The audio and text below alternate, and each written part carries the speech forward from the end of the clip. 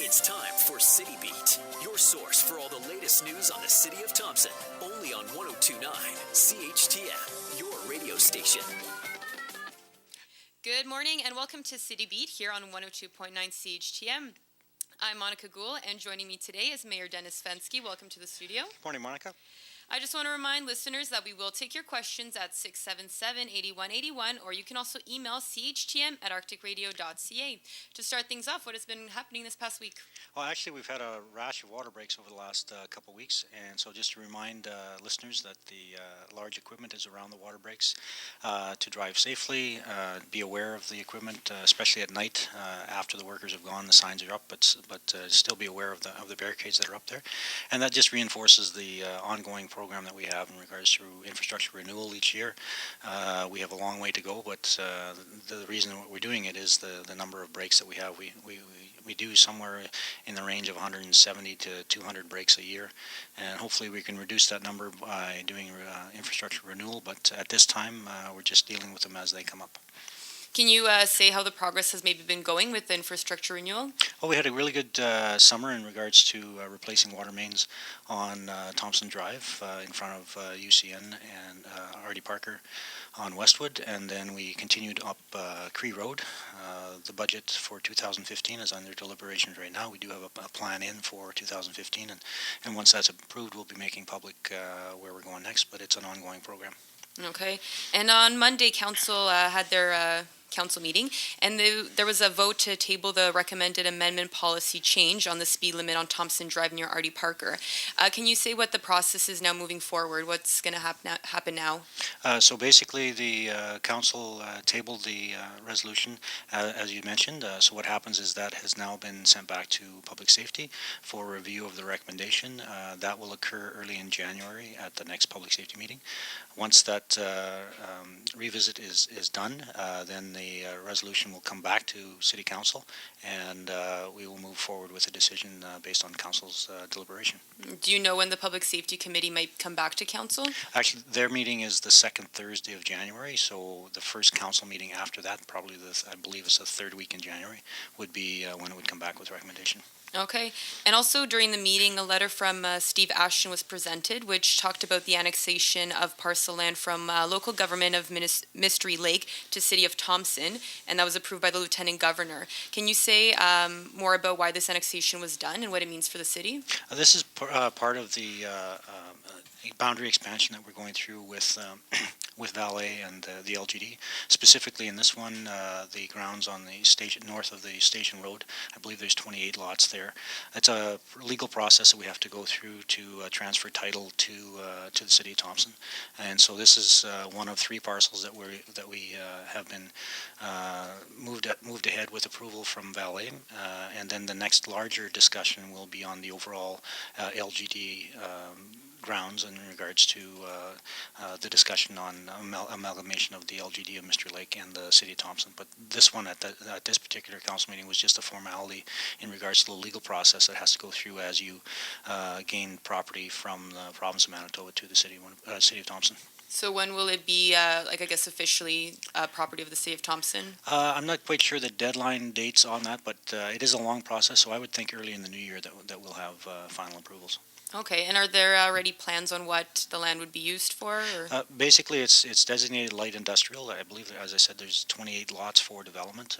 So Right. there is development out there already. There is also the similar type development on Hayes Road called light industrial.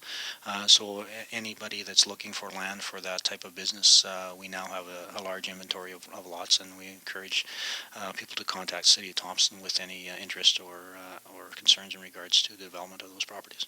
Okay, I just want to remind listeners that we will take your questions at 677-8181, or you can also email CHTM@arcticradio.ca. Now, at the council meeting, there were also new sidewalk and multi-use pathway guidelines that were passed. Were there no guidelines prior to this council meeting, or was it just a formality? Basically, multi-use paths are new to Thompson in the last couple of years. We do have a sidewalk bylaw in regards to operating bicycles on a sidewalk, which we would have to change to allow for the multi-use pass, and basically we're following the model of other multi-use pass in the community, where we want to encourage the multi-use pass for active transportation, bicycles, skateboards, whatever, rollerblades, people pushing carriages or strollers. It's all about active transportation. So, but we need some regulations in regards to keeping people safe. And the ultimate goal is to take away that interaction between pedestrians or active transportation people, whether it be on rollerblades or bikes, with vehicle traffic. There's no way that the vehicle or the pedestrian or the person on rollerblades or on a bike wins in a confrontation with the vehicle. So putting them on the multi-use pass is a safety measure as well. Right, and I know probably not too many people would be biking or rollerblading on the sidewalks, but when would these guidelines, I guess, come into effect? As soon as they are accepted, they would come into effect. Again, you don't see a lot of use in the wintertime other than walking. There's some bike enthusiasts that bike year-round, so they'll definitely be able to do that, Yeah. but more so in the summertime. Okay, and are there also plans for next year on expanding active transportation and encouraging more residents to use active transportation? Definitely, and again, part of the budget deliberations, there is a project, a multi-use project within that budget. Will be discussed with council, and then once council approves the budget, then we'll make announcements on what the actual plans are. But definitely, we want to continue the expansion of multi-use pass in Thompson. Okay, and with the holidays here, literally just next week, can you remind sort of what the hour of operations are around City Hall and other offices? Well, basically, we'll be closed down on usually around noon or mid-afternoon for city facilities on Christmas Eve. We'll be closed Christmas Day and Boxing Day, and then as well we'll be closed New Year's Day as well. Okay, and any reminders for residents with the holiday season here upon us? As you mentioned, it's the holiday season is upon us, and Christmas and Boxing Day and New Year's is fast approaching. But before that, there's a number of events. For instance, the Norman North Stars are in town the 20th and 21st this weekend against Kenora Thistles. Again, Saturday night, Sunday afternoon, 7:30 Saturday night, 1:30 on Sunday. The Skate with Santa is on as well between 7 and 8 p.m. On Friday evening, with the on December 21st. Sorry, that's on Sunday. Community Christmas Dinner, big event at the St. Joe's Hall on December 25th, Christmas Day, noon to 3 p.m. You can phone 204-677-1470 if you want to assist with that as well. The Fur Tables this weekend starts Friday morning and goes on to Saturday. Big event in this community from around the region. All the trappers are in town. All the buyers are in town. It's a very fluid weekend in regards to people buying Christmas gifts and people trappers selling their wares from their year's work. So it's a very big economic boom for our community for the weekend again. So come out and visit the Fur Tables. They're at St. Joe's Hall on Friday and Saturday. Again, on the safety side of things, Operation Red Nose, it's on. Make sure you take advantage of it. You can call 778-8111 to book a ride with Red Nose.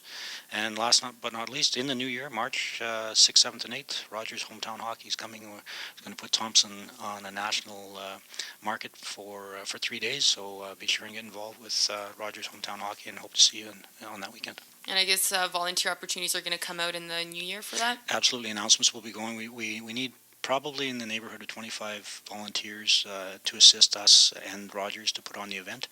There'll be lots of opportunity for youth to get involved. There's a cheer program going on right now. You can go to thompson.ca and just click on the Hometown Rogers hockey program icon to follow up on that, and there'll be an announcement of the winning cheer on that weekend. So make sure you get involved and ask questions in regards to Rogers Hometown Hockey. Great. Thank you for joining me today, Dennis Fenske, on this edition of City Beat. Join us on January 8th for the next edition of City Beat at around 11:30 for more on what's happening around Thompson and City Hall. For 102.9 CHTM, I'm Monika.